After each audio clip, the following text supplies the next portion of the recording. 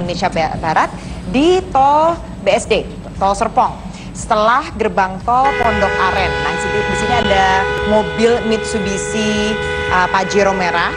Ini dengan nomor polisi B1155BJE yang menabrak, dan yang ditabrak adalah Altis hitam B2401.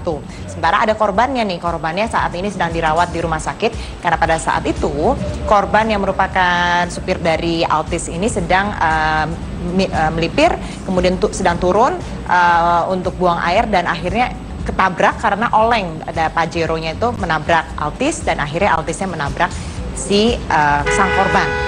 Kemudian Pajeronya ini kabur begitu saja. Nah, Darius melihat kejadian ini dan dia merekam seluruh kejadiannya lewat Path. Dia upload di Path, kemudian juga di tweet, kemudian banyak sekali yang meretweet. Bahkan Darius ini juga mentweet di sini NTMC Lantas Polri 17 jam yang lalu nih. Tapi kami tadi mencek apakah sudah menerima laporan ini dari kepolisian sendiri. Karena kejadiannya di tol BSD dan kemudian juga itu dekat tol Pondok Aren. Dari Aibtu Lulu Firnalusi ini sebagai humasnya menyatakan bahwa tidak menerima laporan ini. Sementara yang kalau terjadinya di jalan tol itu di bawah dari PJR. Nah, sementara PJR itu sendiri juga berada di bawah Ditlantas. Ditlantas sendiri, Ditlantas Polda menyatakan belum menerima laporan ini.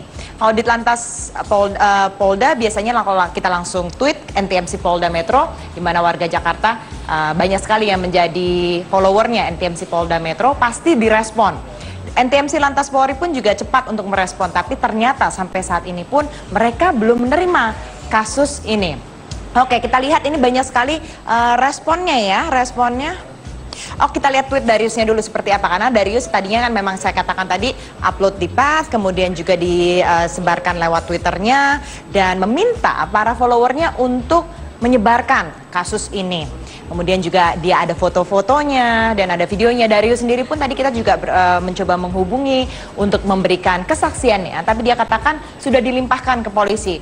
Wah, ternyata Mas Darius belum juga diteruskan oleh pihak kepolisian. Jadi kami masih butuh ceritanya seperti apa. Dan ini respon-responnya dari banyak random salut dengan Darius untuk menyebarkan.